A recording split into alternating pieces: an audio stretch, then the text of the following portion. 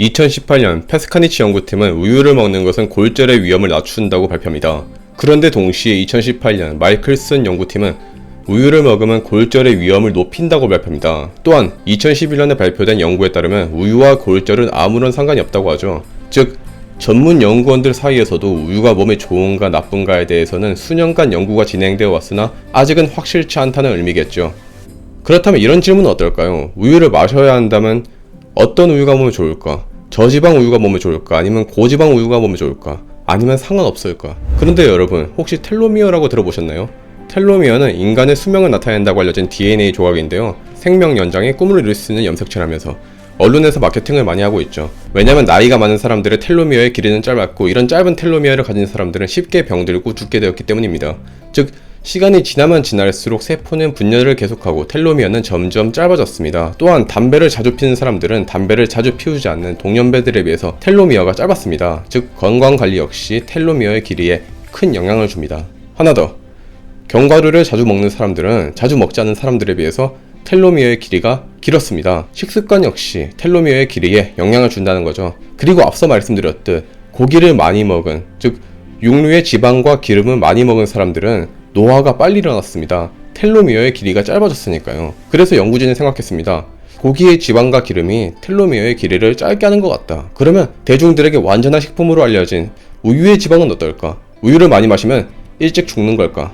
2019년 10월 미국 브링감령 대학의 레리 터커는 우유의 지방 섭취와 수명의 연관관계에 대한 논문을 발표합니다. 터커 연구원은 1291명의 참가자에게서 7827개 DNA 샘플을 얻어냈습니다.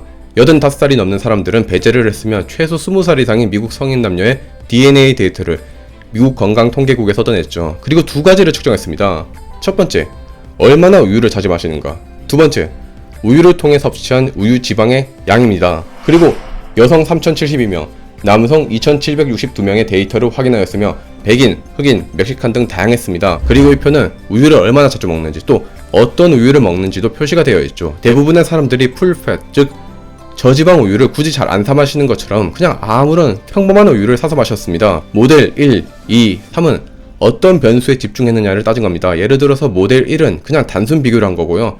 모델 2는 생활습관이라는 변수를 컨트롤한 것이며 모델 3은 생활습관에 식습관까지 포함시킨 겁니다. 그래프로 보면 더 보기 편하겠죠? 그래서 그려봤습니다. 보시다시피 가끔 먹는 사람의 텔로미어의 길이가 가장 길었습니다. 즉 생물학적으로 가장 오래 산다는 의미죠. 그러나 아예 안 먹는 사람과 자주 먹는 사람은 차이가 없었습니다.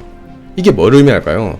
우유를 마시는 빈도수와 텔로미어의 길이는 관계가 없다는 거죠. 우유를 적게 마시든 많이 마시든 텔로미어의 길이와는 연관이 없다는 겁니다. 그리고 흥미로운 사실은 터커 연구원은 우유 지방 함량에 따른 텔로미어의 길이를 확인해 봤는데요. 보시는 것처럼 1%의 저지방 우유 또는 무지방 우유를 마시는 사람들은 텔로미어의 길이가 길었습니다. 반면 아예 안 마시는 사람과 지방 2% 우유를 마시는 사람의 길이는 거의 같았고요. 풀패드 우유, 즉 가공하지 않은 우유를 마시는 사람의 텔로미어의 길이는 가장 짧았습니다. 정리해서 말씀드리면 일반적으로 무가공 우유, 즉 마트에서 저지방이 붙지 않은 우유를 사서 마시는 사람들은 우유를 안 마시는 사람들보다 더 빨리 늙습니다. 이 연구를 통해서 알 수 있는 건 우유를 얼마나 마시는지는 그런 건 상관없는데 마실 거면 1% 이하의 저지방이라던가 무지방 우유를 마셔라. 그리고 연구원은 마지막에 덧붙입니다. 지방이 제거되지 않은 우유를 마시는 것은 지방뿐 아니라 펄메틱 애시드의 영향으로 인해 노화가 가속화될 수 있다고요. 조금 더 추가해서 말씀드리면 일반적으로 마트에서 파는 무가공 우유를 마시는 사람의 유전자는 1% 저지방 우유를 마시는 사람들보다 생물학적으로 4년 정도 더 나이를 먹습니다. 그럼에도 언제 또 반대 주장이 나올지 모르죠. 왜냐면 현실적으로 인간의 삶을 모조리 통제해버리고 테스트를 해버리기는 어렵기 때문입니다. 이 결과도 우연히 텔로미어의 길이가 짧게 나온 걸지도 모르죠. 우유 지방의 함량에 따른 사람의 수명을 정말로 정확하게 측정을 하려면 다른 변수들을 모조리 통제해버리고 변수는 우유 지방만이 되어야겠죠. 예를 들어서 참가자들을 모두 같은 환경에 놓아두고 1번 그룹은 일반 우유, 2번 그룹은 2% 우유, 3번 그룹은 1% 우유, 4번 그룹은 무지방 우유만 평생 동안 주고 언제 죽는지 보는 겁니다. 그런데 이런 실험들은 윤리적으로도 어렵고 무엇보다 평생 우유만 마시다가 정신병 걸려서 죽는 게 먼저겠죠. 그러다 보니까 일반적으로 테스트를 할 때 불가피하게 여러가지 변수들이 개입되기 마련이죠. 그렇기 때문에 완벽한 통제가 어렵습니다. 그러다가 제가 문득 든 생각이 엄청나게 많은 변수가 개입되기 때문에 그만큼 우연 또는 운이 작용할 수도 있다는 거겠죠. 저는 고등학교 시절에 여드름이 좀 많이 났었고 아침마다 배가 되게 꾸르륵거렸습니다. 평일 주말 할 것 없이 연교시에 가서 23시까지 학교에 강제로 붙잡혀 있다 보니까 스트레스 받아서 그런가 싶었는데 어느 날 매일 아침에 마시던 우유가 떨어져서 우유를 며칠째 안 마셨습니다. 그러다 보니까 신기하게도 아침마다 꾸르륵거리던 배가 더 이상 그러지 않더군요. 그렇게 한 일주일 정도 안 마셔보니까 여드름이 다소 줄어들었다는 게 느껴졌습니다. 우연히 집에 우유가 없었고 어쩌다 보니 안 마시게 되었는데 제 여드름과 설사에 우유가 어느 정도 영향을 줬다는 걸 알게 되었죠. 그래서 저는 요즘 우유를 마시지 않고 두유를 마십니다.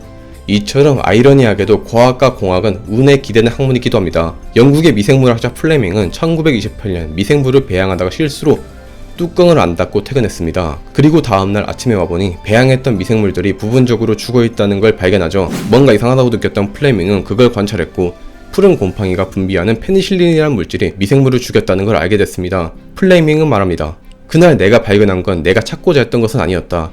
내가 1928년 9월 28일에 일어났을 때 나는 세계 최초의 항생제를 발견함으로써 전 세계 의학계에 혁신을 일으킬 계획은 전혀 없었다.